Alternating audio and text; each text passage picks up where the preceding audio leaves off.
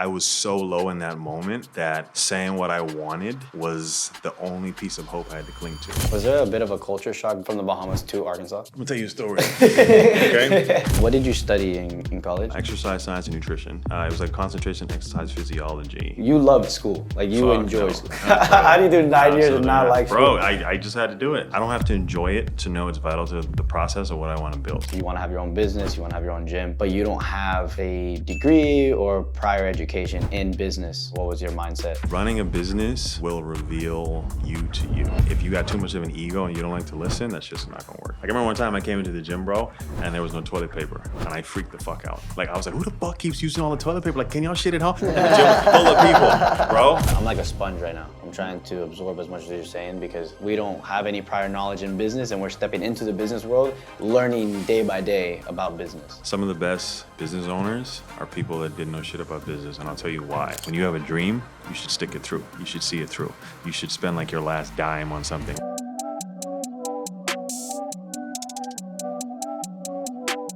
What's up, guys? Welcome back to the podcast. My name is Rafael Espinoza. I'm with my co-host, Miguel Espinoza. And we have a special guest today, Renaldo. Renaldo is the trainer at Irvine Zeta, the team that I play for. And he owns his own gym called Rebel Strength, correct? Yeah, Rebel Strength. And we're here to get his story a little bit. Renaldo, welcome to the podcast, bro. Thank you for having me, man. I appreciate it. I know you said that it's been a while since you've done a podcast. It was a few years ago when it was only audio. Oh, it's been a hot minute. Yeah. I'm excited though. I'm ready. Yeah? I shook the nerves off. I'm good to go. Let's do it. Let's get it going. Okay, so I don't know if you're familiar with our format, but basically, we just, whoever we have on, we just try to get their story. And they can say as much as they want, as little as they want. Ultimately, it's up to you. Yeah, that's pretty much it. I guess the first question I wanna ask you is, I know you played American football, but did you ever play soccer? No. No? No. Never? Never dabbled with it? Nah. No, just American football? Yeah. There's a story behind that. I grew up in the Bahamas. Okay. So they play on the beach, not on like turf or grass. So when I came over here, that was the first time I saw it being played in like an organized fashion. Like they play it back there, but it's only like national team kind of stuff. It's not like organized in high school and like club teams and stuff like that. So you play like recreationally on the beach and whatnot, and it's like the style is completely different, just how you play it. So when I came across like here, it was like getting into American football.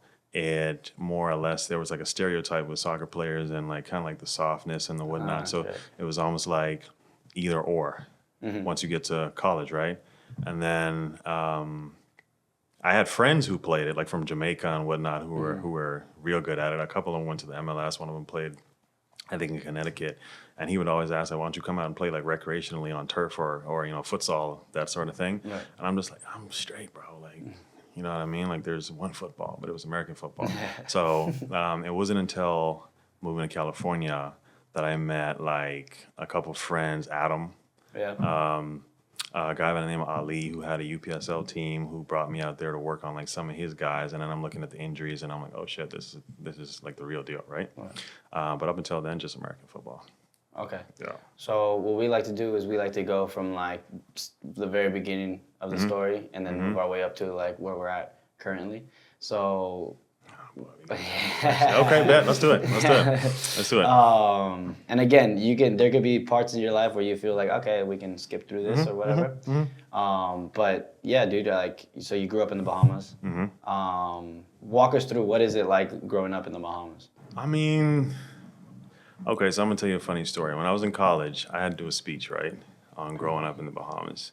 And my professor didn't know shit about the Bahamas to begin with. So I forgot about the assignment, and then she was like, you got your speech prepared. So I gave some bullshit about how, like, we used to, like, play with dolphins and shit before going to school and shit like that. And she, like, no one knew the difference, right? So I was like, whatever. But but it's to be honest with you, it's not super different from here. Like, we have school buses and stuff. We wear uniforms to go to school. Some schools don't. Schools like 8 to 3. I would say the one thing that's different is sports is not as organized. There's not a whole lot of emphasis on it. It's like high school is the highest level. So for people who go off to college and play, it's like a huge deal. It's maybe like for us going to college is like the equivalent of Americans going pro. So if you go pro, you're in like the 0.001% coming from such a small country. Yeah. Okay. And then how long were you, like when did you move? 2005. Okay. Yeah, I went to Florida first. So it's kind of funny.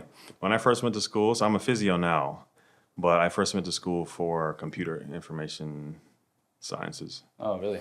And I knew I wasn't supposed to be doing that because I'd be in the back of class just like playing solitaire and like on AOL Messenger and shit like that. And I went to school initially in Florida for like a semester. And So this was in 2005? yo, Is this college or is this high school? Or... no, this is college. Oh, okay. And I was bored, but I did it because I was told that that's how you make a living. Like you get into some shit like that or management or business or something. Yeah. And I dropped out and I went back home for a little bit and I didn't get a job. I just spent all my time in the gym around like athletes, people who were training, like people who came home from college to like work out and shit. And I spent like an entire year there. And I think that was like the catalyst for me going back off. And then I went back off. I went to Arkansas back in 2007, and I was there for like 9 years. And that's where I did my undergrad, my grad, like everything in Arkansas. And this is all while playing football? Mm-hmm. Okay, so you finished off high school in the Bahamas? Yeah. Okay. During that time, you said it was like you were playing football, but just unorganized? So here's the crazy thing. There is no football back at home. Okay. Basketball, yes.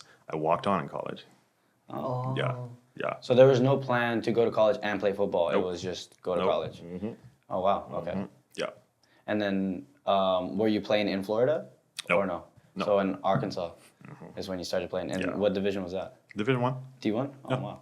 Yeah. And how what was that process of walking on? How did that come about? Dude, you know what? So here's the thing about college that I don't know if they want to say they don't tell you, but they tell you is like even when there's D1, there's still different sectors of it. Right. Like how in pro sports you have like Division One, big time schools, like your blue blood programs, and then you have Division One, but they may be like FCS programs, which is like if I had to equate it to soccer, like how you have your Premier League and then the other leagues in Europe, and then the MLS. But even though the MLS is the professional league for America, I would be hard pressed to find people that think that people in the MLS could compete on the same level as like the Premier League, right? So it's like when you compare like your schools, like your Alabamas, your Ohio States, and your whatnots to like your other D1 programs, they're all D1 because I think there's like 140 something D1 schools, but those are like your Premier Division, and then the rest is like trickle down, but they're all Division One. So that's why you see a lot like with the transfer portal now, you have guys transferring from this school to that school because they don't start.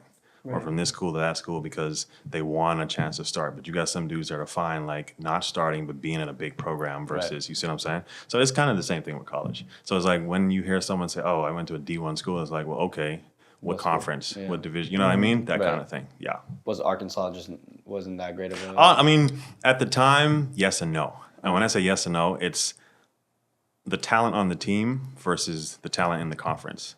And we're in the conference with like Alabama, Georgia, Tennessee, like SEC for Florida. The SEC for as long as I can remember has just been a powerhouse in college football. You know about college football? No. But I know Alabama's probably one of the best programs. Oh yeah. They've been like for decades. Yeah. And a lot of it has to do with money. Recruits, like the more you win, the better recruits you get. Facilities, kind of the same thing like with every sport. Like when you have the money, you can have the facilities, you bring in the talent, that sort of thing. Yeah. So then how did it come about you walking on? Dude, my roommate played. Oh yeah. And we would just kind of bullshit around in the parking lot. It was a random like parent? Yeah. And then what typically happens with most programs is like you start going to workouts, you start hanging around the weight room, you start hanging around with people who are at the program, and you essentially it's kind of like guys who come out to practices now but they haven't signed but they just work out with the team, and then you work out with the team long enough that it's like, okay, that's kind of how it works out as for walk-ons. And you have some walk-ons that will if they played in high school and they were good, but let's say you didn't get offered a scholarship, but you wanted to play at a certain school, your parents may have played at or something like that, you will commit as a walk-on, which means you don't have a scholarship, but you're still on the team. And then over the process, if you get good enough and scholarships become available, they typically offer you. Yeah. Right. Yeah. Okay, so then that's what you were doing. You're going through some workouts with them. And that was your roommate inviting you to go, or you just? I mean, yeah, pretty much. It was like a 6 a.m. kind of thing. He'd been inviting me for a while, and then I also know the dude who's a strength and conditioning coach there. So I would just get caught in the weight room with him. Got like working out all the time. Just got the gear, and then from there it was just a smooth transition into like, okay, spring workouts are coming around, like shells, what we call like helmet and shorts, and then it was just Prior to that, you've never played football? Not like, I mean, bullshitting around. Like, I've always been an athlete. Played Right. basketball, track and field, whatnot, swam. But in terms of organized, nah. Yeah, Okay, so then what position did you end up playing? tight end. Tight end. Yeah. And was that like the coach saw you and was like, you're tight end, or is that something that you wanted to? No, I kind of picked that. Yeah. I kind of picked that. At the time, I liked being on offense. I was probably, I want to say 30 pounds heavier than I am now. And it just came natural to me because I wasn't small enough to be a receiver. We had some pretty fast receivers, but it was one of those things where blocking and receiving is something you could learn relatively easy. Yeah. You played against schools like Alabama and stuff. What's like the most like attendance game you played in? I mean, Alabama Stadium holds like 90,000 people. And those. Yeah, but Cool. I mean, freshman year we did play like USC, Ohio State, and it's like the understanding is when you don't come from a program like a high school like that, you get a little starstruck. Like, okay, Yeah. it'd be the equivalent of like, let's say Zeta went and played like Juventus or something. You grew up watching that. is so You don't go out there with like obviously you go out there with like killer instinct, right? But at some point you go out there with like a level of admiration. Yeah, right, You know what I for mean? sure. So it's kind of the same, like, oh shit, kind of that same. And But that college, like I So mean, they get crazy football packed. is insane. With College how- football? Or I would even no. Well, I haven't seen college football games, but I know those get packed. Like oh yeah, like yeah, but yeah. those stadiums are huge, and there's the amount of people that actually go out there and like I don't know. Like that to me is like insane for a college. Yeah, College. college program. Colleges, so it's kind of funny. They say nonprofit on paper, but colleges are ran like businesses in that sense. Like if you've ever seen, like, do me a favor, when you go home tonight, YouTube Oklahoma, Ohio State, Alabama, their facilities, and then YouTube like the Chicago Bears, the Green Bay Packers, like the Miami Dolphins, and I guarantee you the college, like their locker rooms, their treatment rooms, like Ohio State has a barbershop. And so they don't want like once you show up at like 5 a.m., you're not supposed to leave until like that evening. So literally everything is in there. So colleges get the money to programs definitely get the money to do Yeah, dude, that's insane. And now with the NIL deals, players get paid. Okay, so what was it? The USC is probably the biggest, or what? Oh no, bro! SEC games for sure. Like Yeah. SEC rivalries and stuff. Like there's a game, Arkansas LSU called the Boot. It's like a rivalry. That for sure. Yeah. At least 90,000 people. For sure. And I'm talking. That's the norm Right. in college football. And I guess that was the thing that kind of tripped me up going to a soccer stadium. It's like, okay, you go to LAFC soccer stadium, right? And you're looking at the thing that says the capacity, and then I'm looking at pictures, and I'm like, there's no way. There's got to be more, you know? And then someone told me it's like the seats are, like the slope and the seats being closer to the pitch is what kind of gives it that look. But in college or football in general, like the seats are so far back. So when you get 100,000 people into it, like if you got 100,000 people into a soccer stadium, I think that it might collapse because football fans, because football is a game of start and stop, they yell and chant and whatnot, but they don't jump up and down the way. Like if they did the shit they do in Dortmund Stadium and one of these stadiums, bro, done. Like there's no way. Yeah. So I think that's the difference is between American football and football on a world scale is the celebrations and the culture and the history is just so rich that I almost wonder if you packed, like, let's say 100,000, like the World Cup. You get 100,000 people from all over the world into a stadium who are immersed in that culture and that history and whatnot. And I just wonder if stadiums are capable of handling that kind of, you feel me? Yeah. Like that's, Yeah. yeah. Yeah, I mean, well, so did you do 4 years in Arkansas? Yeah. Like, or did you play the 4 years? Yeah. Yeah, you played the 4 years, and was there any like aspirations to play professionally after that, or not necessarily? Yes and no. Oh. And the reason I say yes and no is because I'll put it to you like, okay, I went into school. My priority was to get an education. So if my priority is to get an education, I'm not as hungry as the dude who came there Right. to. So I'm making business decisions left and right. Whereas you got a guy who's willing to break his neck to Right. go to the next level. So it's like I tell people, like, is this chick I was dating, and she was like, "Oh, you don't want to go pro?" I was like, "What do you want to go pro? Like, how do you ask an athlete you don't want to go pro?" Everyone wants to, Yeah. but it's like it's so competitive, Yeah. and then you ask yourself at a certain point, like, how far does this go? And I knew for me, I was going to go to grad school. I knew for me, like, I had my aspirations. Like, I used to walk around freshman year telling people I'm gonna open up a gym.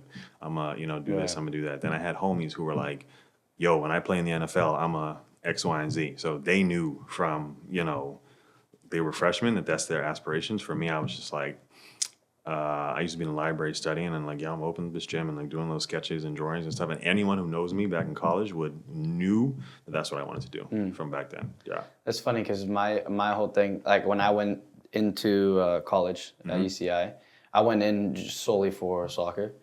Well, that was ultimately the reasoning for me to go to college. Right. But I also went in planning on studying mechanical engineering. Okay. So as you like what you said, Yeah. but in reverse, I That's knew what- that people in exactly. mechanical engineering, like the guys, the girls and guys there, they are putting their everything into this Bingo. degree. Yep. And I'm just kind of here, and I'm like, this is too hard of a degree to just dip your toes in, like so.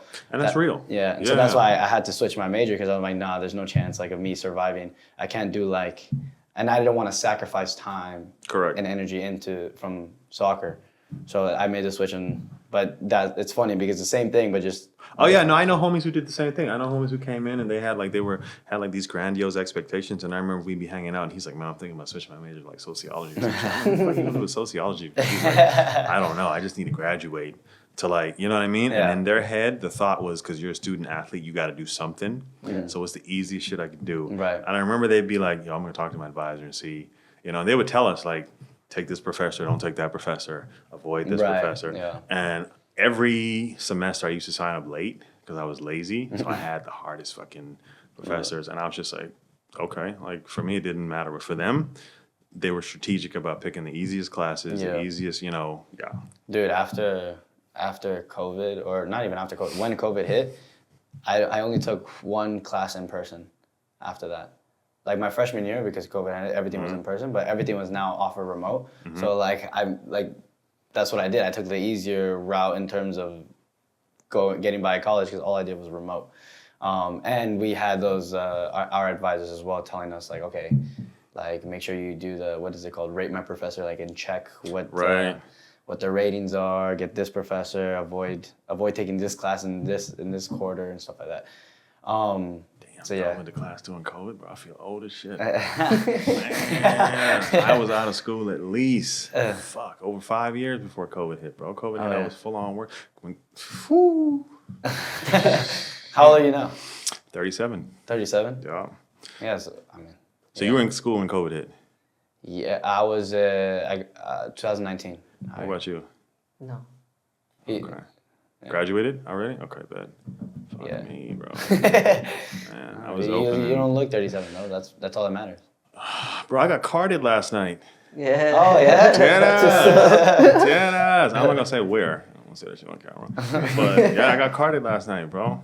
Wait, what do you do at that point? You just laugh or what? Just smirk. Now I gave to do my shit. I was just like, here you go, man. He looking at it, looking at me, looking at it. I was like, bro, come on. Exactly. Come on. He looking at it, and like, shh, bro. But yeah, I got carded last night, bro. I still. That's a compliment or what? So here's the thing. Here's the thing for me, and maybe it is for other people, but the way I look at it is, when you own a business, and you also look super young, there's a huge percentage of people who have a lot of confidence in someone looking a certain part based on a Right. certain profession. So like I've had people walk into the gym, or I'll give you a story. When I was looking for a new building for where we're located right now, I can't tell you how many like meetings I had with realtors or like landlords or whatever. And I'm like, hey, how you doing? Shaking hands and whatnot. And they're like, is it just you? Oh. I'm like, yeah. Oh, you're not representing no one? Nah. So it's just you, yeah. So you don't have like a partner? No, just me. Okay, what are you? Like 25, 26? I said, no, I'm 37. Oh, okay. And then I give them my financials and all that stuff. And they're like, so it's just you, huh? And I'm like, yeah, it's just me. And it's almost something to be said about having a youthful look that I don't want to say invalidates, but it does something to credibility for people who are looking for more of like that aged kind Right. of, yeah. I have a homie. He's my age. He's 23, and he's pretty much taking over his dad's business. And he's done really well with it. He's grown it it's grown a lot since Right. he's like pretty much taken over it Right. or put more effort into it. Right. But he's 23, so he lets his mustache and goatee grow out a little bit. He wears his hat and stuff, so he looks a little bit older because he deals with a lot of clients. Yeah. And these clients, when some of them are like, what he told me once that he told like one asked like, oh, you look so young. How old are you? And he said his age, and then they're like, you could tell that they were hesitant about continuing to do So I'm business telling you, with him. yeah, man. Like it's a weird thing because like you don't want it to affect how you do business, but then it does. And then I'll take it a step further.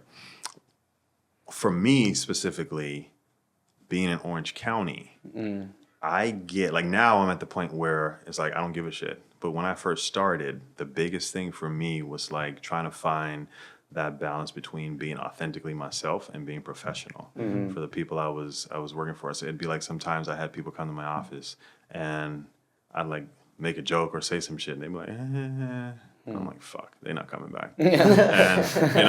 And but then on the flip side, you get some people who are super cool and they'd be like, yo, you're chill. So it's like you learn your people. And then as you get confident in your craft and your business grows, then you don't really care about who like supports you based on something so trivial as their perception of you. You just kind of do your thing, and whoever supports you, cool, and whoever doesn't, and it's just like fuck it. Yeah. Okay, so let's backtrack before we get into into your business. What did you study in college? End up studying? So initially, I went in. I'm gonna sound like overachiever right now. I went in for exercise science and nutrition. Exercise science. And then it was like concentration exercise physiology, like when I was 2 to 3 years in, because I went to my advisor and I was like, I want to be well-rounded. And then afterwards, I went to grad school, and it was like a physiotherapy program, but with a concentration in sports medicine.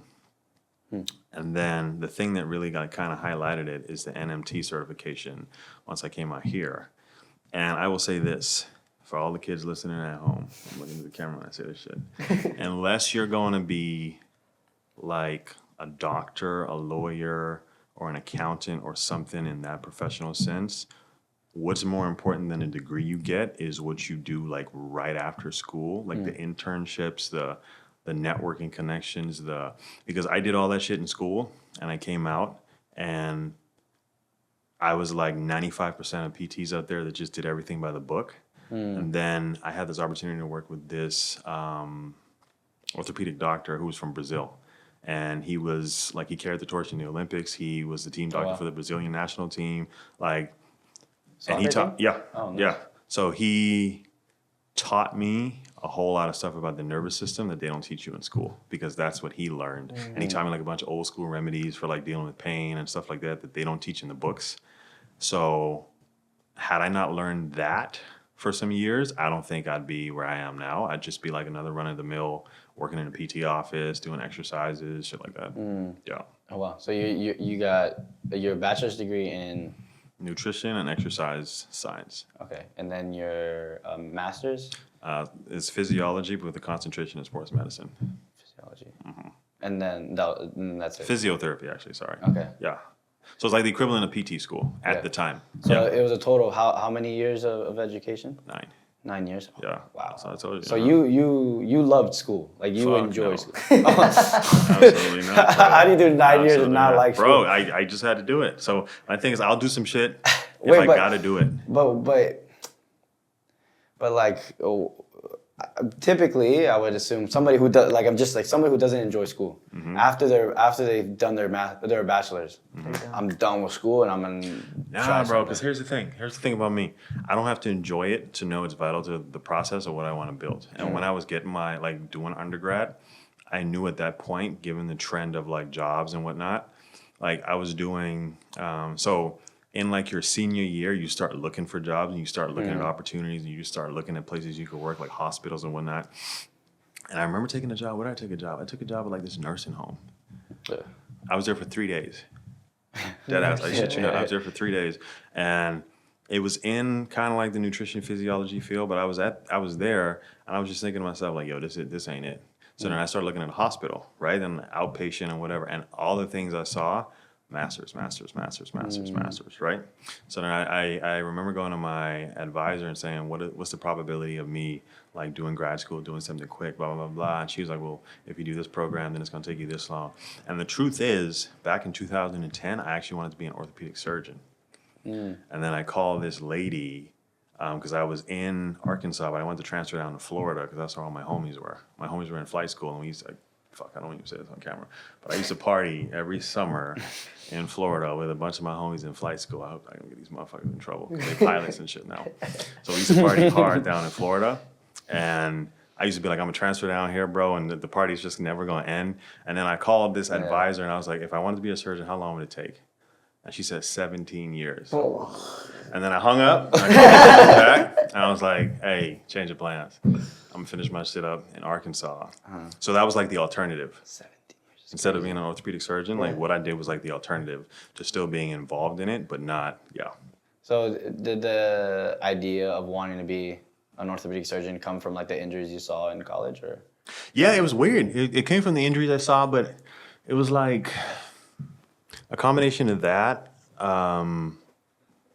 I think I was watching some shit on TV, like some medical show, and I just thought that was cool. Yeah. And that's the way I knew I wasn't supposed to do it, because most doctors I talk to, they're like, you'll do anything if you love medicine, if you love whatever. And for me, it was like, it'd be dope just to be a fucking doctor, right?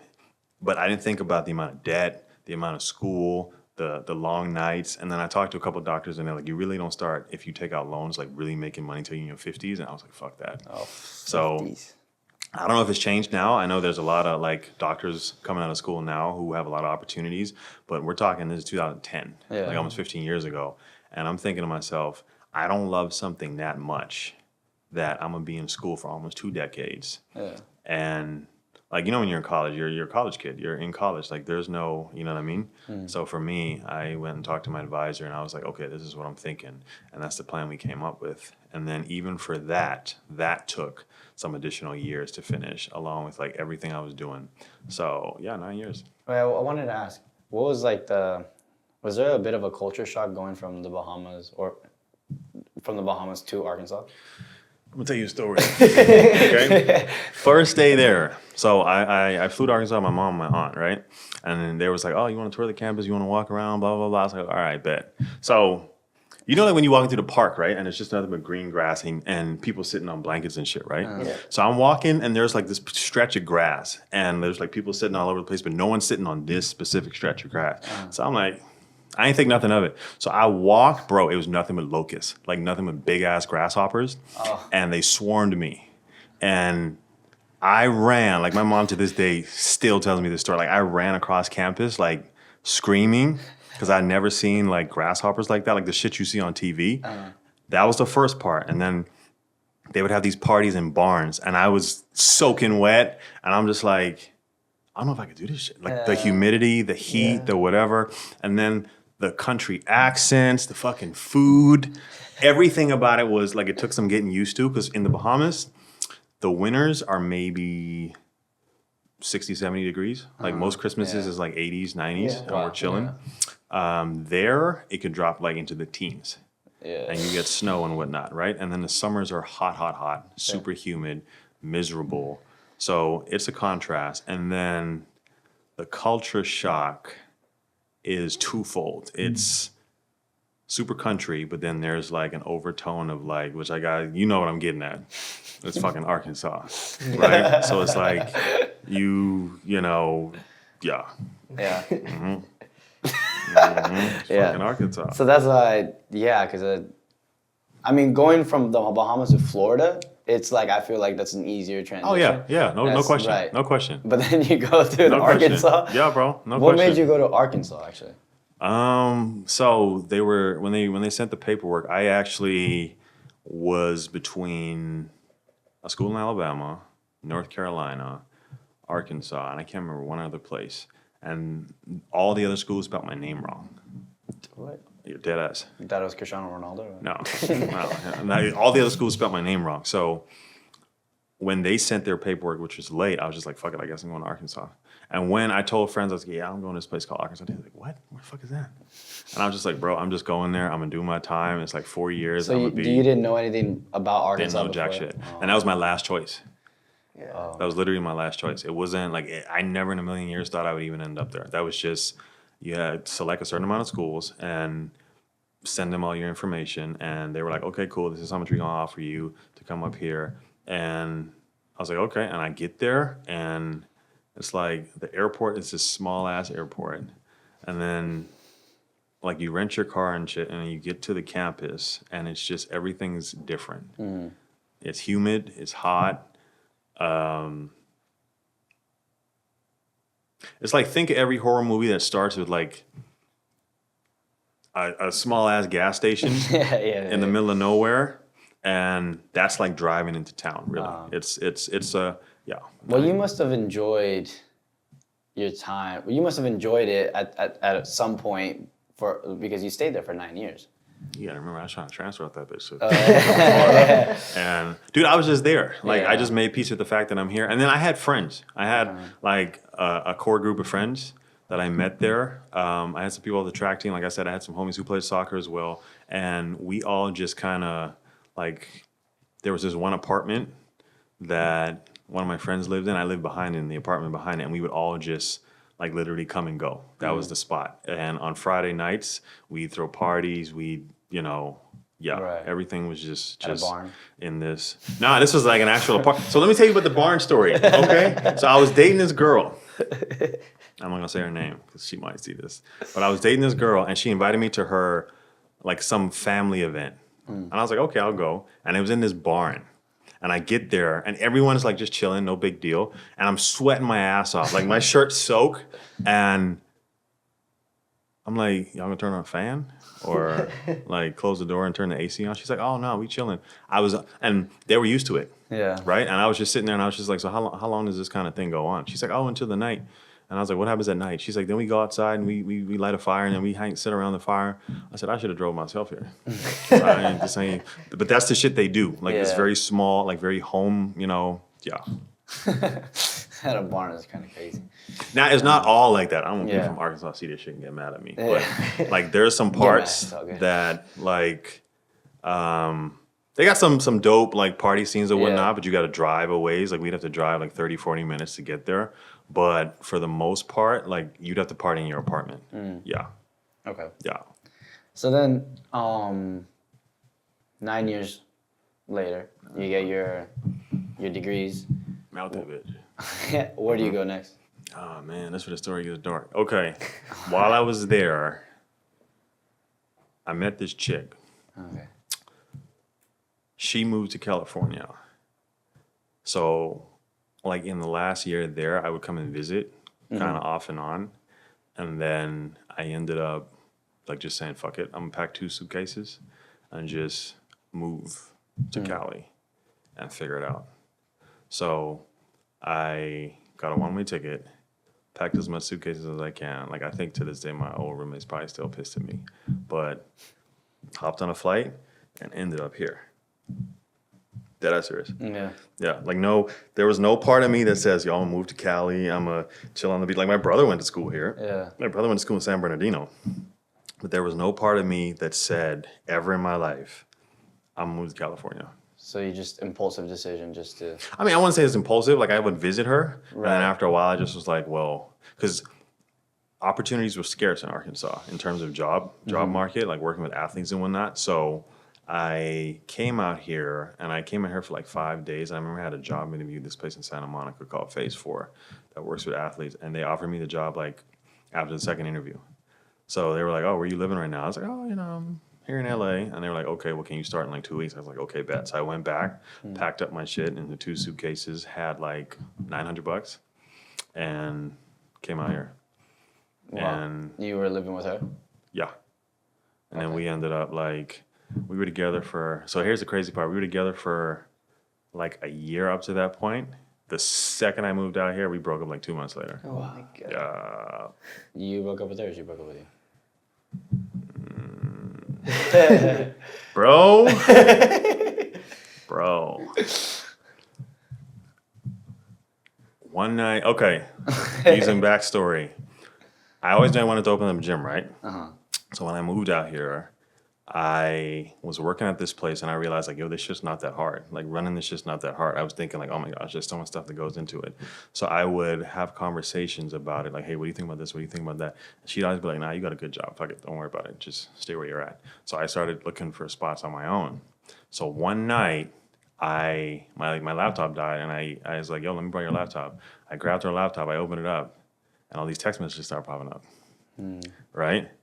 And it was like a delayed response. I just was like, okay, bet. And I closed it and I like slid it back to her. And it was like 3 a.m. in the morning. I went for a walk. And that moment, it was like my life went like that. Because in my head, I was like, okay, I moved to California. I got the girl. I got the job. We got the crib. Like, we just gonna ride off into the sunset. And then in that moment, I was like, fuck, now I gotta move out. Now I gotta figure some shit out. I don't have shit out here. I moved out here. I ain't got no family out here. So next morning I dipped and I moved into an Airbnb. I just had to, from there, I literally had to figure that shit out. So before getting this job, did you did say you had thoughts of wanting to start your own gym? Mm-hmm. Yeah. So Like that shit never died. Like Right. I may have put it off because I got a job as a great opportunity, but it was always in the back of my head. Like I'm gonna run it on the side. I'm gonna do it on the side. I'm gonna figure it out on the side. Yeah. Okay. And then your time there made you realize, okay, I can do this. I can now. actually do it, and people would like clients would tell me like, yo, if you ever opened up your own spot, I would totally like you know. So that was like confirmation for me, Right. And I thought it was just as simple as like, okay, I'm going to parlay this into opening my own spot. We gonna build it up because I had money in savings, and Right. nah, And she just wasn't supporting it. nope. Okay. And then that to you was like, okay, she's probably Now, so here's the thing.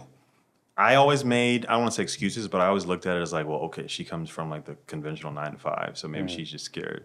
Maybe if I open it and show her it can run, it could, because I'm the type of person, I'm not going to write somebody off that quickly over something like that. I'm going to like work with them and kind of show like, because I get it. Like, imagine if you, as a chick, finally have the life you want, right? And then this dude's like, I'm gonna blow this shit up because I wanna do Try some something. shit, right? And some like, let's be real, some people get scared. Like in the Yeah. movies, it's like, okay, I got your back. Let's. But in real life, people get scared. People are like, nah, this is the life I want. So sometimes you gotta, you know what I mean? So I'm understanding that kind of shit. So I said, well, I'll kind of show that I can do this process, and then she'll believe in it. Then I don't do that shit anymore. Nah, if you ain't fucking with me, then you gotta go. Yeah, But yeah. back then, that's how I, you know. How what I old mean? were you then? This was 26, 27. Okay. Yeah. And then those text messages Yeah. solidified everything for you? Yes and no. Like in the moment, they did, and then there was still that kind of unknown, and then like as time goes on, you just shit is not what you thought it was gonna be. So Yeah. you just say, all right, I'm gonna do what I gotta do, and if it works out, cool. If it doesn't, then at least I'll be doing what I need to do. And any man that says he ever caught his girl doing some shit and he just was like, fuck it, he bullshit. Unless he wasn't really, yeah. Yeah. Okay, so then you move out, and then what are the next few weeks, Bro. months looking like? So now that I'm beyond it, it was the best thing that ever happened to me. Yeah. Because I got two best friends, Gerard and Kevin, who live up in LA. I met them this Airbnb, and this Airbnb was like an incubator because one of them, that's the one who had the podcast. He works at NFL. The other one's like works on scripts and stuff. He does like movies and whatnot. And I remember this one night, I rented this Benz, and I was like, "Yo, we're going out tonight. And if anyone asks who you are, like what you do, tell them what you want to do in the future, not the shit we're doing now." So we pulled up, valeted the shit. I'm talking, bro, last dimes.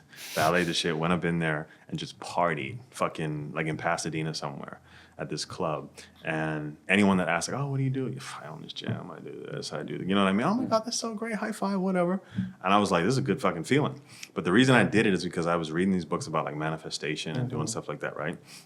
And in that moment, that was like, the best way to explain it is I was so low in that moment that saying what I wanted was the only piece of hope I had to cling to.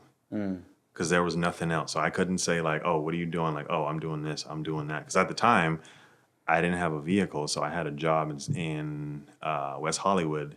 And I had to like, the first couple weeks, I had to walk 5 miles to work. Yeah, until I could catch the bus. Yeah, like this is we're talking like burning through my savings. Yeah. Right. And then when did things start to catch momentum? Like 3 months in. So I got contacted by a company, this Brazilian guy I was telling you about. He was like, "I want you to come to Orange County. I want you to come and work for me." He has a sports medicine clinic in Newport. I came out here. Really, I came out here and went into an Airbnb, and I was just like, okay, I'm gonna figure this out. If it doesn't work, then I'm going back up to LA. So I told them, I was like, I'm going to Orange County for a bit, but I'm gonna probably be back. And I came down here, and I remember like going to the office and learning stuff from him. And the shit I learned from him was nothing I ever did in school. And he was super supportive of like, one day you want to open your own spot, one day you want to do this, one day you want to do that. So any opportunities, like he took me to marathons, he took me to practices, he took me to, like he introduced me to tons of people. Like there's certain names I can't say on this podcast that I've worked on through him. And he facilitated those connections. And that's what made me like never look back at LA. Because for LA, when I look at LA now, LA was like a source of like amateur growth for me to get to the point I am now. And then when I moved out here, it was like, okay, now I'm gonna set up roots out here. I'm gonna set up a business out here. I'm gonna go through what I got to do out here. And I still have friends who are in LA, but for me, coming to Orange County was like, life slowed down for me. And it slowed down enough that I could breathe and I could think and I could strategize and I could, and then I didn't have like the nightlife and I didn't have all the distractions and shit like that. So I could like, and then really focus on what I was supposed to be doing. Yeah, no, that makes sense. Going from LA to OC, they're so different. They're so different. And then that's described perfectly where I feel like here is a little bit more slowed down and a little bit more like can go at your pace. You planning on, like you have the plan, you have your own, you want to have your own business, you want to have your own gym, but you don't have a degree or prior education in business. What was that process then, or what was your mindset going into that? I was scared as fuck. Yeah. So before I answer that question, I'm gonna say this as it pertains to business. Running a business will reveal you to you, like who you are. Like there's a lot of people who like I hear it all the time. I'm a boss. I'm a this. I'm a that. I'm a whatever. Right. But running a business will show you. Like if you got too much of an ego and you don't like to listen, that's just not gonna work. If you are lazy but you think you work hard, that's just not gonna work. Like if you it will just reveal who you are. And for me, coming into it, I was never, thank God, I was never the type of person who was like, I want to do it because it looks cool. I want to do it because I want to impress such and such. I was just always forced or put in positions where it's like, okay, I'll give you an example. During COVID, initially I had like a small 400 square foot space, right? And then with COVID and everyone being so packed together, like a lot of my clients were like, yo, I'm gonna take a beat. I'm gonna just chill. Like your space is kind of, So then I had two choices. I could just salvage what I had in this spot, or I can move to a bigger spot. So until I could find a building, I moved to like this big, you know where Momentous is? It's in Irvine. It's like this huge facility, and they had like a space on the far end where they had a gym. So I rented space out of there. They had these like 25-foot ceilings, and I'm like, okay, bet we have a space now. And then when COVID really ramped up and got intense, they hit me up and they were like, yo, we're closing it down. So you're going to have to tell your people, like, we're chilling for a little bit. So for me, I was like, well, that'll kill everything. Yeah. So then there was a guy who was also there that was like, yo, I got space in this space. It's like 2,000 square feet if you want to come. It's in Santa Ana. I'm like, okay, bet. Everyone was telling me, like, yo, that's not a smart move. Like, every shit's unstable, blah, blah, blah, blah. And one thing you got to know is I did all this with no loans. This was all in savings. Like, I had savings. I had, because during that period of time, I didn't want, if this failed, for me to like fuck up my credit and owe someone a shit ton of money. So I had all the money saved up from working at this clinic, like for that Brazilian guy in Newport. I saved a shit ton of money there. And I was just like, okay, bet. I had a bunch of equipment that was in my garage. I moved it in. And I'll never forget, I got the photo on my phone somewhere. It was like 2 a.m. in the morning. And I'm sitting in the corner of this space. And I'm looking up at like this big ass scaffold because these dudes are doing some work. And I'm like, the fuck am I doing? Like, I'm in over my head kind of feeling, right? Because I'm like, I go from a little 400 square foot to now I got 20-something foot ceilings. I got this big ass space. And am I going to be able to cover this rent? Am I going to be able to do this? Am I going to be able to? And that's what I mean by it'll reveal you to you. Because for a period of like 3 months, I would wake up at like 4 a.m. and I wouldn't get home until like midnight. Like every fucking day. And I'm talking like getting out of bed. I would like roll out of bed and just like be a zombie. And I'm like talking to people and I'm just like, and I'm sipping coffee and the coffee's not doing shit. And I'm just, and then what happens is things like opportunities come and you have people that come and then some clients leave. And then like, you ever seen that graph that's like what people think success looks like and then what success actually looks like? Yeah. And it's like things start to work out and then you spend some money, you bring some people in. And then for me, I brought like a team of trainers in from the old spot that we were at. So that, helped things out. But then again, for me, because I was doing it without loans and I was getting everything like cash, I couldn't just spend a shit ton of money and bring in a bunch of stuff from China. I wanted it to be quality. So I was ordering stuff from Rogue, but then it's a 12-week lead time. So it was like, the worst thing in the world is when you're growing a business and your competitor is like booming because they've been doing it for years and you're in like startup mode and you don't have the capital to just say, fuck it. Let's just, so you're being patient and people are walking in, they're like, oh, this is cool, I'll be back. Oh, this is chill, I'll be back. Oh, this is cool, you guys are, oh, this is cute. I fucking hate that word, cute. Right? But we had people that, like, so that's the thing, we were getting attention, but it wasn't sticking because we were full on, like if I show you this photo of what we started with, and we were like that for maybe 6 months. And it was agonizing, but it was necessary because I learned a lot in that process, right? So we grew that space, and I say we because it was a group effort. So something else happened in that time frame. So business will reveal you to you, but you can't do it alone. So I had an amazing support system, a group of friends. So there's a guy by the name of Ali Borjani. He, I don't know if you heard the name before. He has a couple soccer teams, like they play Tuesday, Thursday, UPSL teams. Are you familiar with like D1, AYSD? Oh, yeah. So you're right. So he facilitated a lot of shit with that. So he would tell me like, yo, just bring your table out to like UPSL games on a Saturday or Sunday. I'm gonna introduce you to some people. So for like a couple of years, way back in 2020 or 2019, I would just take my table to Lake Forest. And it was like Taj Police was this team, and I was out there, and I'd be working on people, and you'd have a guy to be like, yo, can you take me up? All right, bet. And then like officials would be out there like, man, you got any spray? My hamstring feels kind of tight. And then I started handing out business cards, right? And from there, then he'd be like, yo, you got an office? Yeah, come see me in Santa Ana, whatever. Okay, bet, I'm gonna come see you. And then little by little, and then Ishmael, you know him. Yeah, He would send guys to like, oh, you banged up, go see this dude, right? Go see that guy. Right. And then I would kind of come to like, he was at Woodbridge at the time, just pop out and be like, how's that? Like, again, bring the table. No charge. Just come out, just pop out, just opportunity, right? And then these tournaments, like the Friendship Cup that happens at Great Park in September, 2 days, hot as fuck, bring my table out there. I'm stretching guys out like, yo, can I get a quick stretch? They might give you like a 5 or some shit like that and be like, appreciate you. And I did that like consistently. And I met people, but Ali, Ishmael, and then this couple, Alex and Laurel, they're like to this day, without those 4 people, I am not in this position. Like, in the space I'm in now, I remember there was this morning I was working and they came in there, they brought their little 5-year-old daughter, and she's mopping while one person, like I'm drilling a hole over here, and like the one person's hanging something up. Like I'm talking like Ali, he works in real estate. He was on the phone countless times helping me get my building. Like it really is like a group. Like without those people, I'm not, and even to this day, I have a core group of people around me. They own a print business, Deal Print. So they do all of our merchandise. Like even this t-shirt I have on, they do all of our prints, all of the stuff that gets shipped out. That soccer connection was really between Ish and Ali. That's where that came from. And Adam too was big with that. But yeah. So we moved into Santa Ana, finally built it up. Landlord decides he doesn't want us there anymore. 2 years, I'm finally profitable.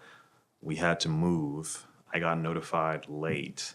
So I spent probably 2 months scrambling to find the building I'm in now.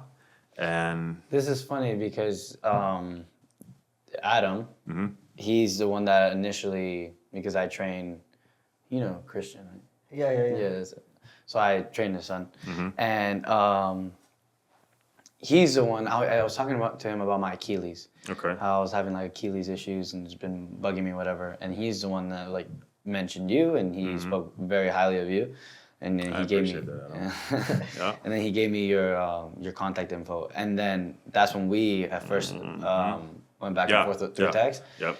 And I remember him telling me, he's like, just get in contact with him. I'm not too sure who he's taking right now because he's in the process of moving gyms. So this was last year, no? Yeah. Last year. So the spot we've been in is coming up on a year. Bro, that shit still gets me. Like there's moments in life that break a man. That move. Yeah. Tough. Dude, that was top 5 darkest moments of life. Just taking everything you've built and having to move it so quickly. And keep in mind, you're not making money while you're spending money. Right. And I think the thing that made it even more difficult was I felt like I'd finally gotten to a point where, okay, I own a business. I got a business. People are supporting my business. My business is doing great. And then it was very humbling when you show up to meet like agents and landlords and they look at you and they're like, nah. Like I remember tons of times, I hope this fucker's watching. I remember tons of times I would go to buildings and this guy represented these landlords and I would call and we'd have a conversation. Yeah, it's available. Yeah, come and check it out. And then I would show up and he's like scratching his head. He's like, you Renaldo? I sure as fuck hope so.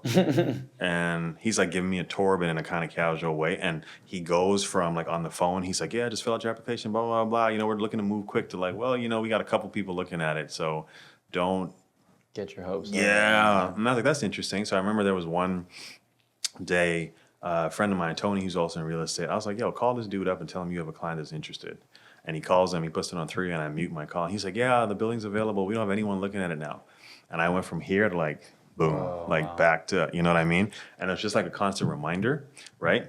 And it was one of those things where I was like, I was at a point of where I almost said, like my homie Alex, I hit him up and I sent him a list of equipment. I was like, if you can find someone to buy all this shit, I'm gonna sell it all. And I'll just get like a small office and I'll just do PT and I'm done with the whole gym side of this shit because this is bullshit. And I was laying at home and this email comes in and this dude's like, yo, I got you a space. And I was like, bro, I don't want to get my hopes up. Like, I hope you understand. He was like, well, at least come and look at it. And I was like, all right, fuck it, I'll come look at it. And then I went to look at it and we're walking through it and the dude showing me the building is trying to sell me on the building. Like, I'm not trying to sell him, right? And I'm like, all right. And, then I asked, well, like, what's the rent? And they were like, 55 something. Now keep in mind our rent at the old place was like half that. Yeah. So in my head, the decision is, do I want to keep this going and work a little harder, or do I just want to say, whatever? Do I want to keep the dream going or whatnot, right? So that's what I mean by it'll reveal you to you. Like, how bad do you want to keep it going, or do you just want to, And I've known people who, like, I in the last couple months, there's like 4 gyms I know that started at the same time that shut down. That just like, and we, like, their members came to my spot, and it's like, One of them shut down because the landlord was just like, okay, we're not going to renew your lease. Go find a new spot. They didn't have the money to find a new spot. One shut down because they just stopped paying rent. And it was like, sometimes I ask myself, like, what's different about my situation? But I also know, like, I feel like I was given a gift in a sense. So I'd be doing a disservice to the guy that went through all the shit in LA if I was just like, shut it down. Yeah. Yeah. And I think in a few years from now, if you were to quit and then like start up like just the PT stuff, you would look back and regret. Oh yeah, dude. Yeah. Like the amount of community relationships stuff the gym is for. Like, I still just think I'm only getting started. And I think that's the beautiful part of it is because there's some days where it's super stressful, but I've gotten to a point now where, like, I have the resolve to just kind of like take it in stride. Whereas before, I'd be freaking out like over everything. Yeah. Like, I remember one time I came into the gym, bro, and there was no toilet paper, and I freaked the fuck out. Like, I was like, who the fuck keeps using all the toilet paper? Like, can y'all shit at home? Like, and the gym was full of people, bro. And I lost my shit over fucking toilet paper. And people were like, yo, you good? And I was just like, and I stormed out and I went to the store and I got like more toilet paper and I came back and I was like, I don't know if I can do it. Like, I called my home. I was like, I don't know if I can do this shit. He's like, what happened? What'd they do? They break the machine? I was like, bro, they just keep using fucking toilet paper. He's like, what? I said, they keep using fucking toilet paper. And he was just like, well, that's what you do when you take a shit. Like, you want to not use toilet paper? I'm like, bro, can't they shit at home? He's like, yo, you got to chill. Like, you know what I mean? But that's just like, it's the simplest shit that'll make you snap, fam. So for me, now it's like I walk in there and something's out of place or something's up. I'm just like, fuck it. It comes with the territory. And that's, Yeah, I mean, I went today for the first time this morning, and I got to see you in working because you had a client. Right. There was someone else training their clients, right? Yeah, Darian. Yep. And then I got a little leg workout in, and yeah, like I thought it was cool how like you don't feel like the owner, you in this example, is looking over your shoulder. And you as someone working out, you want to feel, you go to the gym, you want to feel comfortable, you just do your stuff. Yeah. And like I was there, first thing he said, he's like, oh, I'm gonna be in here, but if you need me, just knock. Oh, yeah. Or if you need to fill up your water, it's over there and stuff like that. And then goes into the room, closes the door, and then just free. You do your thing, bro. Yeah. And I thought that was really cool because it was just like, and then he had to go, but he's like, yeah, like you could stay, like you're good, like I'm gonna head out. And then it was like, it's cool because now you're just like, okay, like, and that's why for me, I was like, how does this work? Because like, one, there has to be a lot of trust in your clients, and I imagine if someone breaks your trust once, it's kind of like you cutting it, or because. Yeah. I mean, it's so the thing I pride myself on is community. Yeah. And with community comes a certain level of responsibility for yourself and the people around you. So the thing that I've always been proud of, not in even myself, but in the people who train there, who are part of that community, is the fact that they look after each other. So I've never had an instance where I've had people like working out. And I guess the biggest thing I've tried to do, or the thing I think about, is if you go into something thinking something's going to happen, it almost always does. Right. So I'm a big believer in like, I'm just going to create something. And if my intentions are pure, and if I'm putting out the type of energy that elicits people coming and supporting it, then those people have similar aspirations in terms of what they want to do. And the biggest thing I've found is I like to create an environment where it's like, this is your space. I only created it. I'm not like some person that's going to freak out if you leave like a weight over here or something over there. Like, this is like, treat it like your home, basically. Like, if it was your home gym, would you leave your home gym in a certain fashion? If you know what I mean? So it's like, I created this for you, use it. And in that vein, it's like when you give people the personal responsibility as opposed to like micromanaging, then they'll surprise you and they'll, you know what I mean? Now, the first gym I had, this was something I had to learn. Because the first gym I had, bro, I was on their asses. Like, you left a fucking dumbbell over there. I was like, yo, what the fuck's that? Oh, I'm coming back. Oh, okay, we'll pick that shit. Like, you know what I mean? Yeah. And after a while, you can kind of tell. Like, people will be like, I'm going to put it back.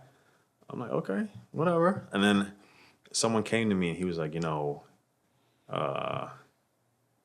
you don't lose anything by just trusting your members to take care of the space that you know what I mean? Right. And it was a learning process. It was like because a huge thing that comes with that is ego too. And it's like what you said, owning something. When you, like, you can always tell how much pride someone has in something and how far along they are in the process by their attachment to it. And it's like, when you get a healthy attachment to owning a business and realize like this is what comes with it, at some point some shit's gonna break, at some point this is gonna happen, that's gonna happen, then you take all the responsibility, right? So instead of saying, oh, they're doing this, you need to think of it as like, what's the worst case scenario and prepare for that. So like the toilet paper analogy, right? It was a dude who I guess had IBS who used to work out there. And in my head, I was like, that's a possibility you need to think of. So you're pissed off because now you're thinking it's going to inconvenience other members, but what you really should be pissed off at is yourself because you didn't think of the possibility of running out of toilet paper, right? So then it stretches me to think, instead of having lazy thinking and thinking people should conform to how I think, it allows me to think, how do I serve everyone. Not just the perfect client, not just the ideal conditions. So then, like, it'll force me to think of like other circumstances and situations, and instead of thinking, oh, how can I save money? How can I do this? How can I do that? It's like, how do I create an environment for everyone? And then that forces me to think differently about what I want that to look like, as opposed to just like, if I had my ideal clients, this is what it would look like. And then when shit goes like off the rails, which it will, then you get upset because it doesn't look the way you want it to look. But it's only gonna look the way you want it to look if you're doing it to serve you and not your members. So once you shift that perspective and you start thinking like, yo, I'm really here to serve them, not the other way around. Like, they pay to come here, sure, but I'm here to serve them. So if I'm serving them, why the fuck am I getting upset over toilet paper? Just go get some more fucking toilet paper. Right. Go, you know what I mean? And it, like I said, it's ego. Yeah. It's So I had to like check myself, so to speak. And that's just like constant, no? Like just constantly having to check yourself, like. Because Oh, I yeah. imagine you're probably doing stuff now that you don't or you aren't aware of. That maybe in like a year or two you're gonna look back and be like, oh, I should have like, or like check yourself then and then be like, oh, Oh yeah. you know. I gotta say though, now, dude, I'm probably like in this process right now, the most at peace. And what's crazy is it's not because I've like 10x'd my bottom line or anything like that. It's just my perspective about it. Yeah. It's like my perspective is this is what it is. This is what it's going to be.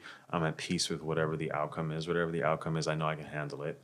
And I've just created space for myself to look at the business objectively and say, how can I improve this? How can I improve that? As opposed to before, I would kind of look at it and say, this is my baby. Right. I need it to run like this. I need it to look like this. If it doesn't operate like this, I'm freaking out. If someone doesn't use something the way I want them to use it, I'm freaking out. If someone uses more, I'm losing my shit. You see what I'm saying? Yeah. Where you're at now, because it's a sick gym. Like I Appreciate it. And where is that in comparison to the end goal Oh, vision? fuck. I was just talking about this shit this morning. So Yeah. the end goal is like a retreat ranch style on acres. Wow. With like, so I told my friend about this. I'm not gonna like disclose a whole lot of details because I believe in like energies and stuff. Yeah. But the thought has always been lodging, recreation, serious training, all in one spot on a campus. And the reason I say the thought has always been is because I don't really believe in like, well, I did before, but now I don't really believe in like trying to piece the parts together. I just believe in waking up every day and doing a little bit and thinking about what you want the end result to be.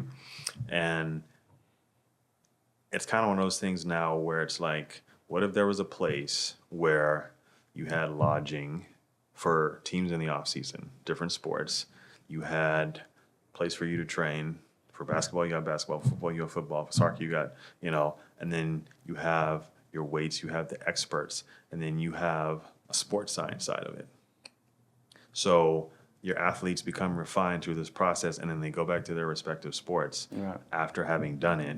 And you could call it enriching, you could call it team building, you could call it whatever. But that's the ultimate end goal. And I thought of that like years ago, and I hadn't thought of it since because I didn't want to like force an outcome. Right. But the irony is, every time I stop thinking about it, someone will walk into my office and be like, you know, in about 5 years, you could have this da da da da da da da da, and you could have, and they bring it back up. Yeah. So I got to believe that that counts for something. Right. So whenever it happens, it happens. But here's something else.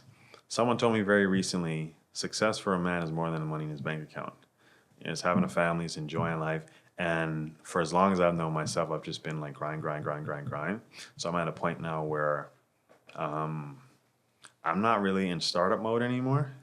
I'm more in like, let the opportunities come, but I'm also like, I'm interested in doing some traveling. At some point I want to have a family, like all that, Right. you know? So wherever it happens, it happens. Right. But like the trajectory I'm on now, I'm happy with. No, that's dope. And then would it be in Arkansas?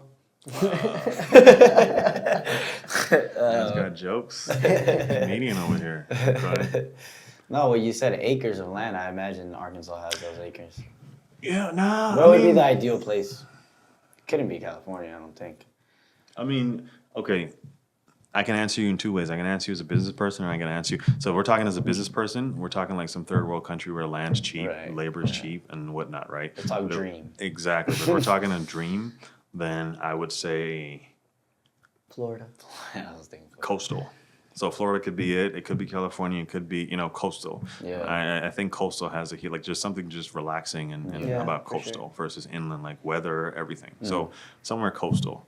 But like I said, it could be one of those things where like crazier things have happened where I get a call and it's like, yo, so and so. Because I've had people walking to the gym who end up becoming patients, and then like after let's say a series of visits, they're like, you ever thought about having someone invest in da da da da? And I'm just like, yo, I'm good. I'm chilling. You know, and for them, they're thinking franchising, but I don't want to water down what I have to just have 4 locations and then have like, oh, you got to go to this one and get good care. Those two, they're just running the, you know what I mean? Like, yeah. But at some point, scaling has always been, yeah. I think a lot of what you just, once you started talking about business, I don't know about you, but I am really like, I'm like a sponge right now. I'm trying to absorb as much as you're saying because, of course, you have experience and years in this space, and which is business, and we are just starting up with our own business. And this is one part of our business, Right. which is the Right. podcast, and Right. just kind of this is more of just like the social media presence, the social media side of it. But we're still very much in the beginnings of our business, and a lot of what you're saying is resonated with me, where it's like you really get to know yourself. You really, because there's moments where I've always prided myself on being a very hard worker, but then I find those moments where I was like, I'll just do it tomorrow, and it has to do with the business, and then you're just like, okay, you're claiming to really care about this, and how are you just putting it to the side now? And then you're just like, okay, yeah, like you know, and so a lot of what you're saying right now, like, and that's why I asked the question of like, you didn't go to college to study business, so it's like you stepping into the business world. That's why I asked that question, because that's ultimately what we're doing as well. We don't have any prior knowledge in business, and we're stepping into the business world, learning day by day about business. So here's what's crazy. Some of the best business owners are people that didn't know shit about business, and I'll tell you why. It's because it's like PT. When you go to a PT and all they can shoot at you is like, what I learned in school, what I learned in school, what I learned in school, which could be fucking a decade ago, 3 decades ago. Some of the best. There's a guy named Alex Hormozy. He said something. He said, you either win or you give up before you win. You know what that means? You either win. Think about it. Listen to it. You either win or you give up before you win. Give up before you win, not lose. Yeah. You either win or give up before you win. So, Oh, I want to say real quick. What? I always said I don't believe in failure. I believe failing is giving up. So I think it's like similar, where you're gonna lose, but you're not. You don't fail unless you give up. I 50%. I agree with that, and the reason I agree with that is because for me, failure is not a full stop. Failure is almost like a pivot. So it's like you have to fail to succeed in a sense, because it's like failure could be location based. Failure could be like you're supposed to be in something, but you did it at the wrong time, the wrong space, with the wrong people. So the failure isn't necessarily the culmination of what you want to see happen. It's maybe it hasn't happened yet, or you did it with the wrong, you know what I mean? The wrong energy or whatever. So it's like when you look at it like that, it forces you to go back and rework some stuff. And this is just my belief, if you don't look at it like as failure on some level, then you may be stubborn about changing some things. And then that's an ego thing. You see what I'm saying? So you gotta like have like that positive relationship with failure. And for me, I like to fail quick. Like I like to like stress test certain parts of it. So I'll like if I want to try something new, I'll do it quickly. Yeah. Whereas some people are afraid of failure. So they're like, oh man, I don't really want to. Like I want to get to that point as quick as possible so that I could either pivot or I could learn as much as I can and then say, okay, I could quickly shift. Right. So there's that saying, I've failed more than the average person has tried kind of thing. Right. It's kind of the same deal. Like you want to get to that point super, super quick. But like every person that I just listed who has a business that's crushing it, one of them didn't finish college. The other one was a marketing major. One of them, I don't even fucking know what his degree is in. Like none of them have degrees in business. Yeah. They were all in a position where they had no other choice, and they were just like, fuck it. What's the worst that could happen? Some of the most, because here's the thing. When you're in school, there's certain things they teach you, like you should look at a business like this. When this happens, you should do this. When that happens, you should do that. And that goes against like when you have a dream, you should stick it through. You should see it through. You should spend like your last dime on something, right? Like most places have like okay, we've got to this point. When you get to this point, you should abandon ship. You should sell your assets. You should da-da-da-da-da. That in its like wisdom and logic goes against like you have something that you think about every single day. So like work at it. And all it really comes down to, and that's why I referenced like when I worked at Santa Monica, it wasn't that big. Like when I came through the door and they hired me at this place in Santa Monica, my ego was so big that I went on the computer and I looked at the people who had the position that I had, and I was smarter than all of them. I remember my boss called me into a business meeting with the American weightlifting team, and we were going to work with them leading up to the Olympics. And I remember one of the coaches asked a question, and my boss sat there and he gave his answer. I was like, the fuck is this dude talking about? Like, that makes no sense. So me being a smart ass, I stood up and I was like, well, if we're going to do it, let's do it like this. And the dude was like, who's this guy? I want him to spearhead the whole, and right? But what I didn't know was that that's like 2% of it, being smart in the thing, right? So there's a book I'm going to recommend you guys get. I can't remember the name of it. I'll send it to you. They talk about you being 3 people, an entrepreneur, a manager, and like a technician. Now, in your current state, as like before you really get to that point, you're super, super skilled. So like for me, when I first started the business, I was like the PT, so I was a technician. I didn't know shit about managing. I didn't know shit about being an entrepreneur. Entrepreneur is basically forecasting stuff, being able to pivot when you need to pivot, being ahead of trends, like having that kind of attitude, right? And a manager is just like your day-to-day, making sure you get to stuff on time, making sure you dot your I's and cross your T's. I didn't know any of that shit. All I thought was, it's like a baker. I can bake cakes, so I'm going to open a bakery. But you don't know shit about purchasing. You don't know shit about like margins. You don't know shit about any of that. So all I thought is I'll rent out some space. I'll put a table in there. I don't know shit about advertising. I don't know shit about customer service. I don't know shit about scheduling. All I know is I can use these hands and I can work on people.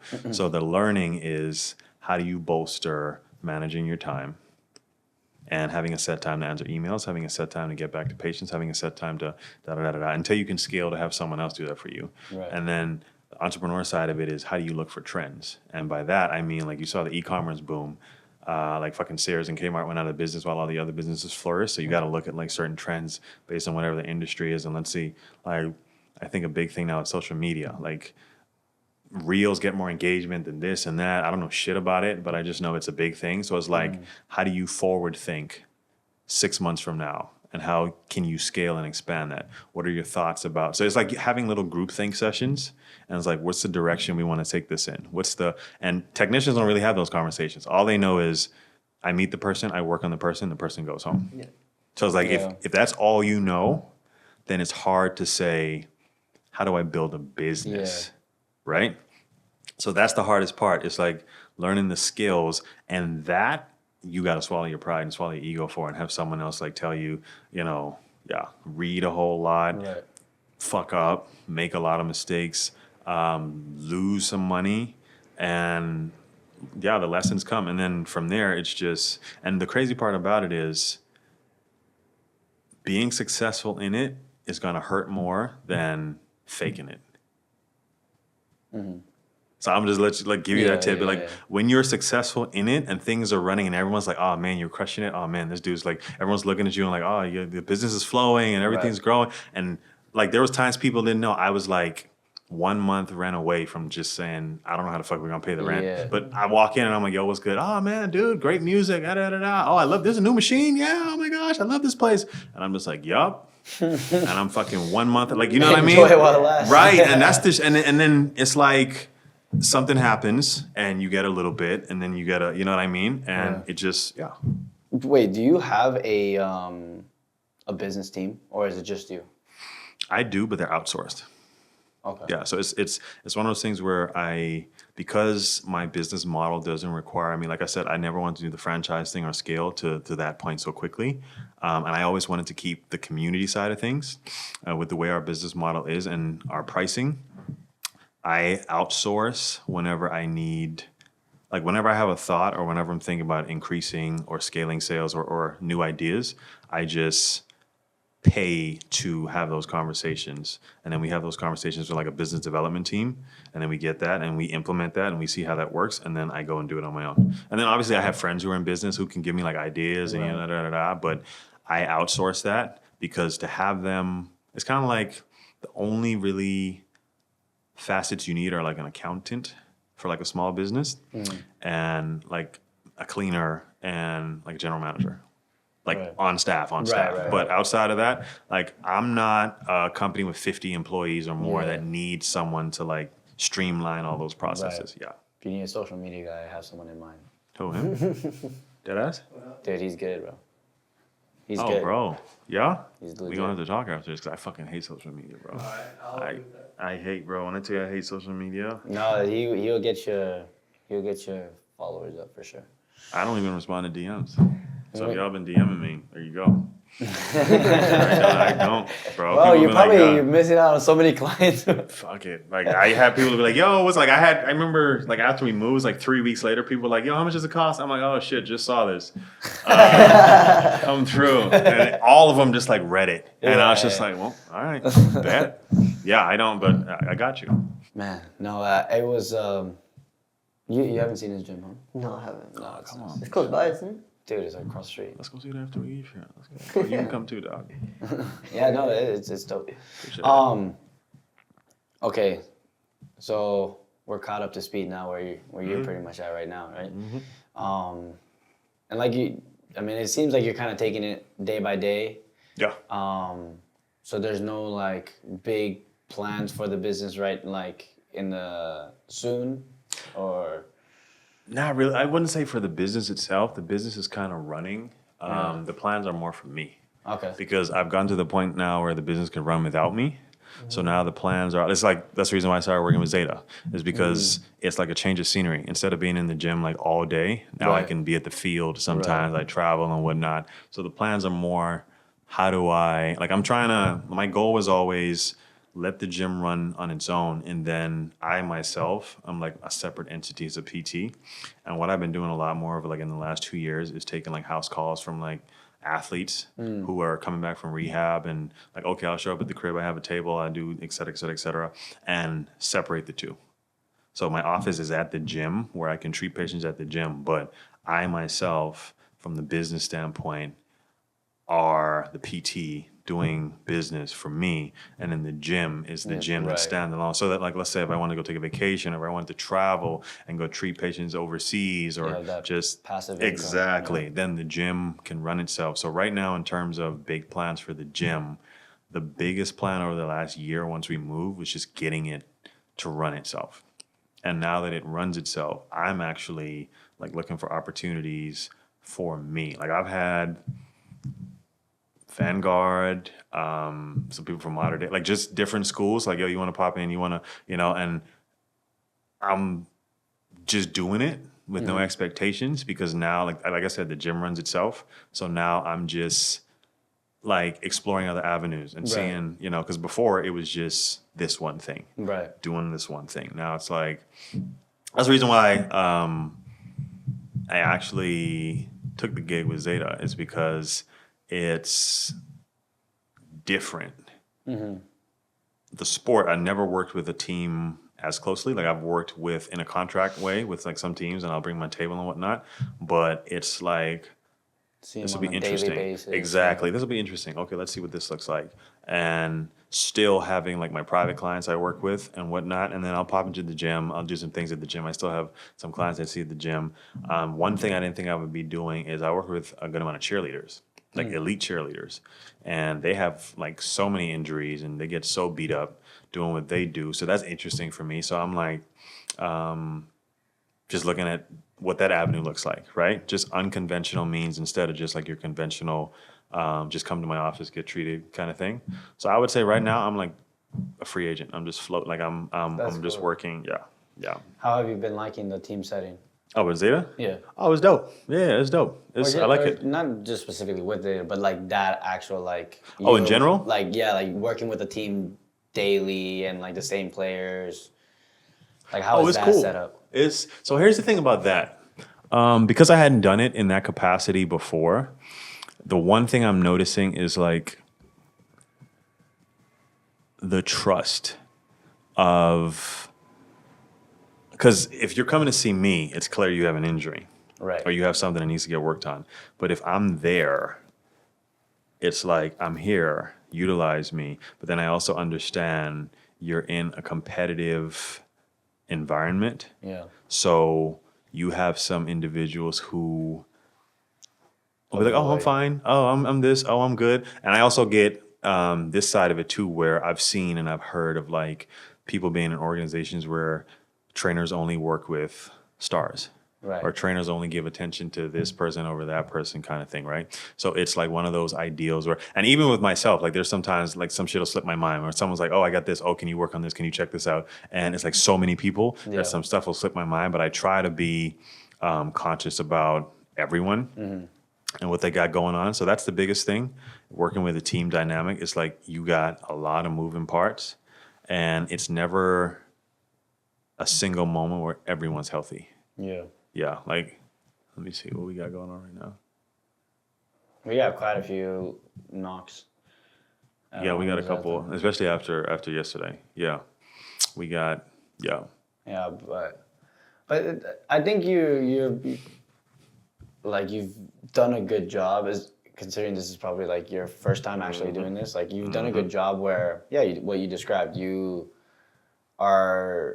remember what someone's dealing with, and you approach them before they approach you. And I think that like you said, there is that like where it's typically the younger players or like the rookies of the team who are afraid, or I don't know what it is. Maybe like they were like bullied into not wanting to go to the trainer because it's like, you're young.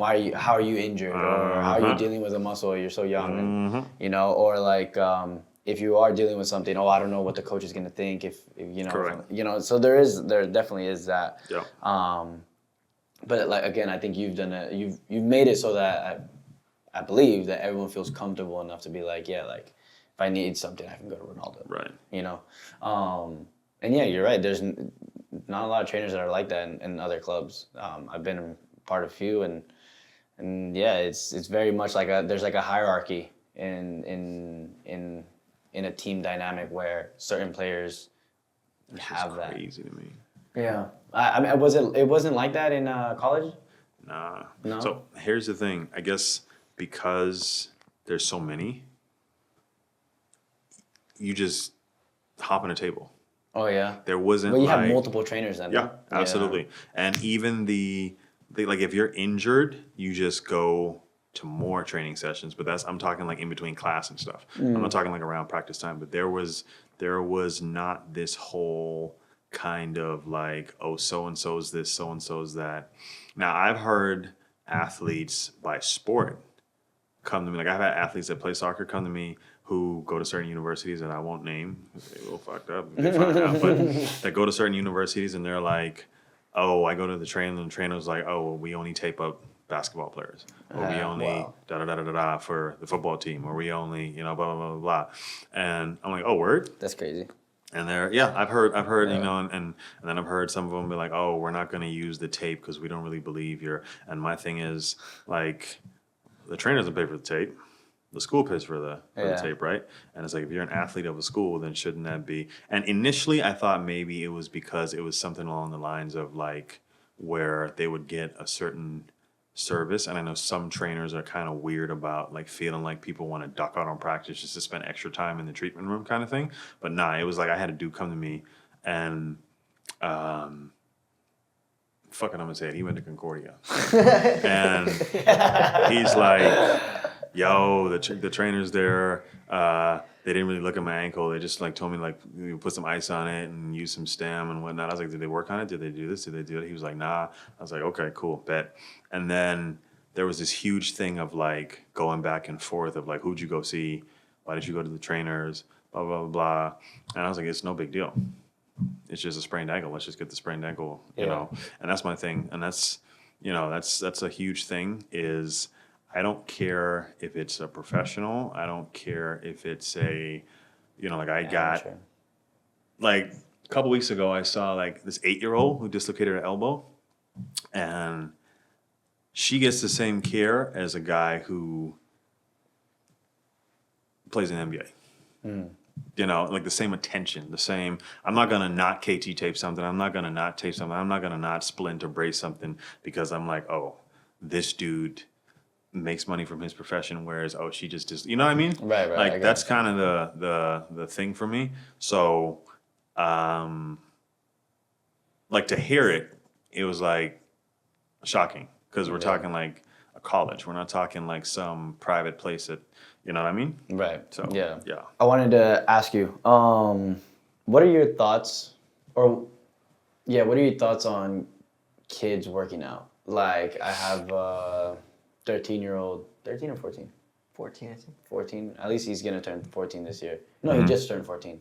14-year-old nephew who is starting to just do body weight kind of workouts, maybe a little bit of dumbbells, kind of stuff like 5-10 pound stuff. What do you think about like how young should someone start off like working out? Honestly, that's around a good age.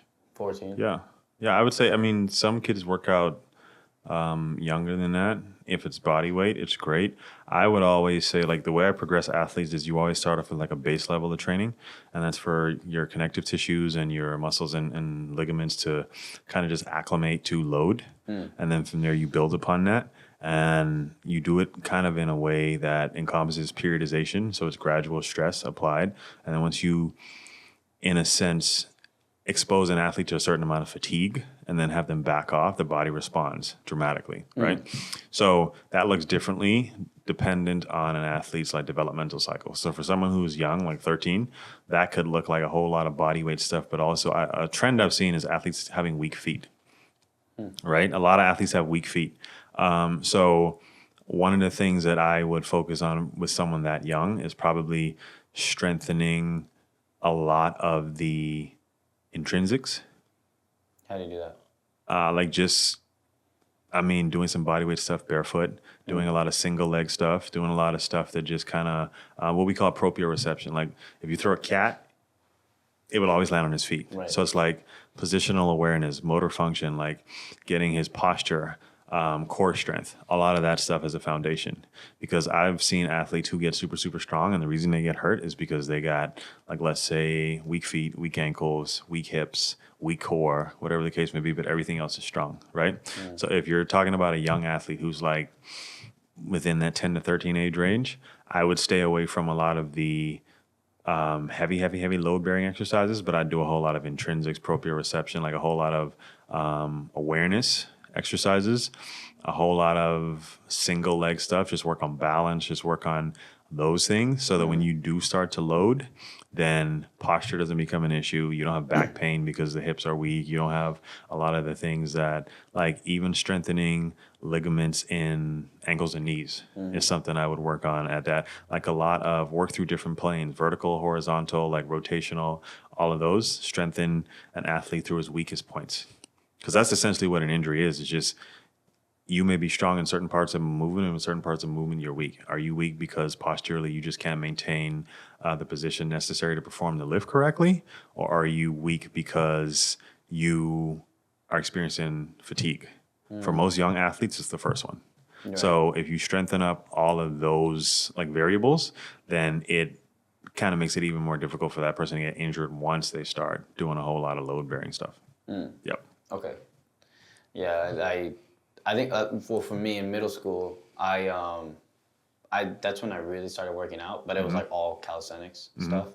So all body weight, and then I remember like pull-ups, and I got really good at it to the point where I was like doing muscle-ups and stuff like that. And then it got to a point where I was like, okay, like this body weight stuff isn't like, I mean, of course, if I'm going to do 100 pull-ups, I'm going to be fatigued, but it got boring, and it wasn't as like, I didn't feel like it was as challenging. So then I started doing weights. But my mistake going into high school was I was doing bodybuilding lifts. Like, I was lifting, like, it was like 4 sets of, 10 to 12 heavy dumbbells, it's that kind of stuff. And like trying to.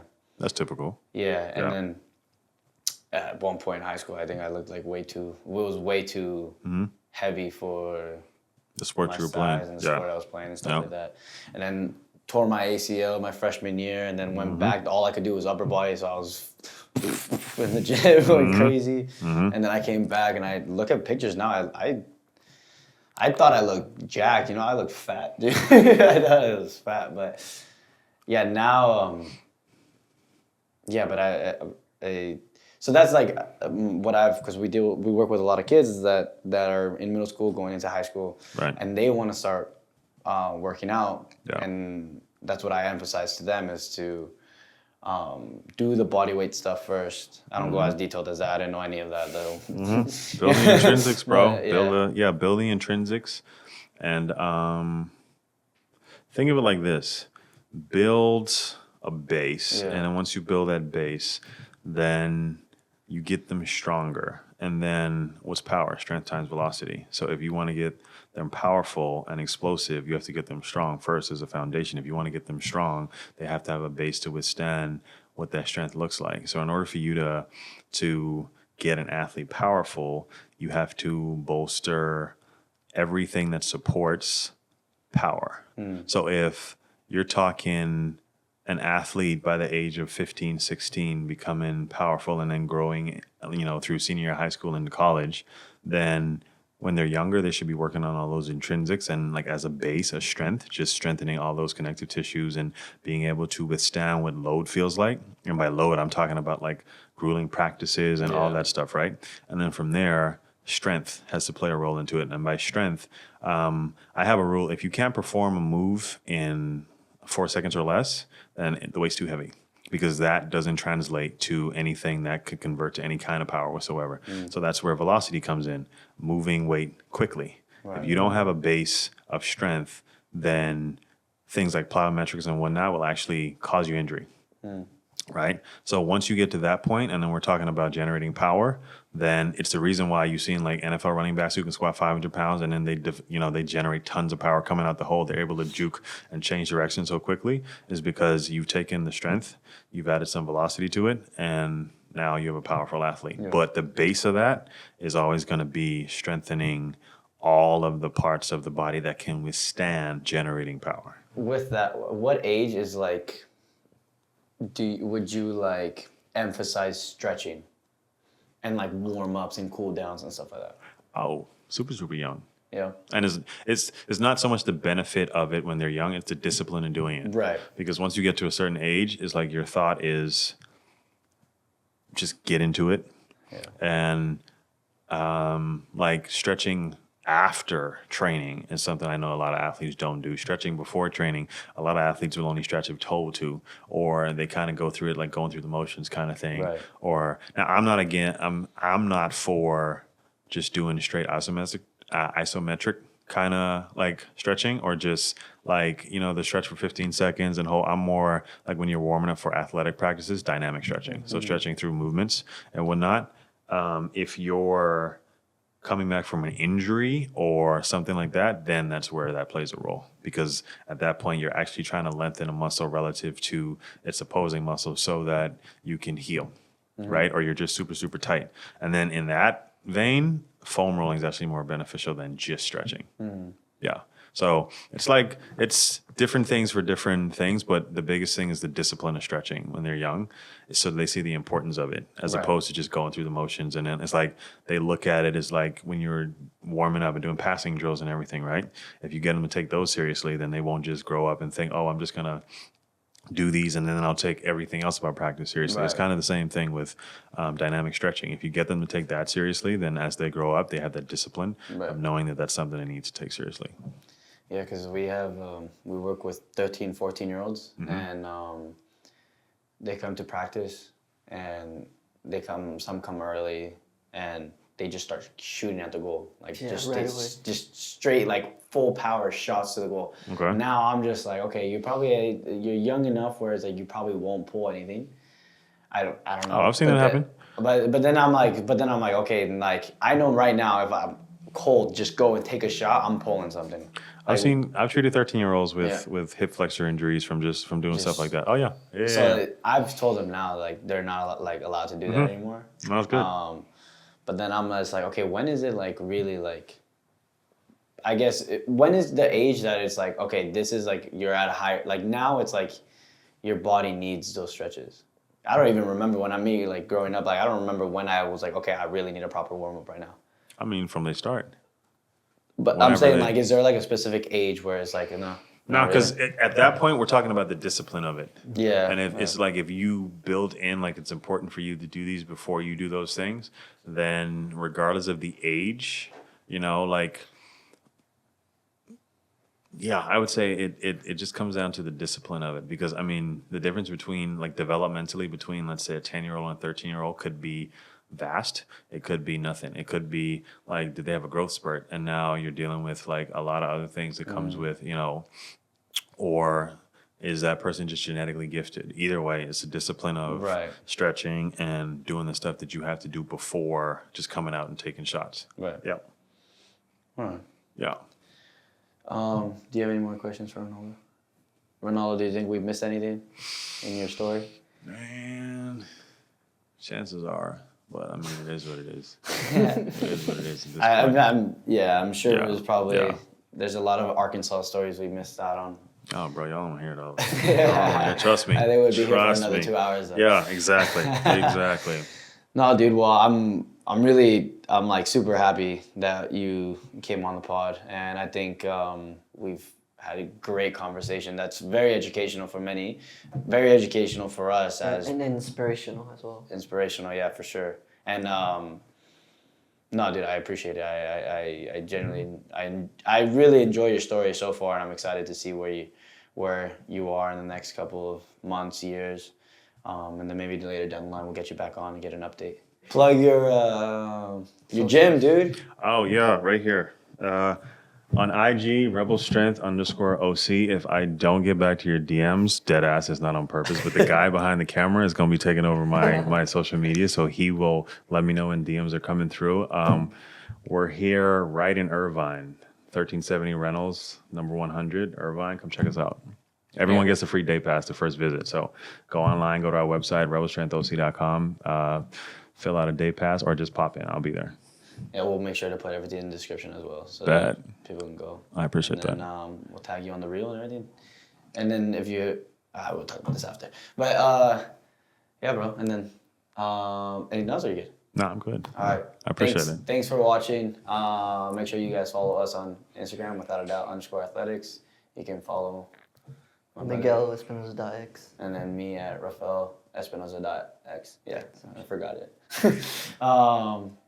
Yeah, good, Yuli? Thanks for watching.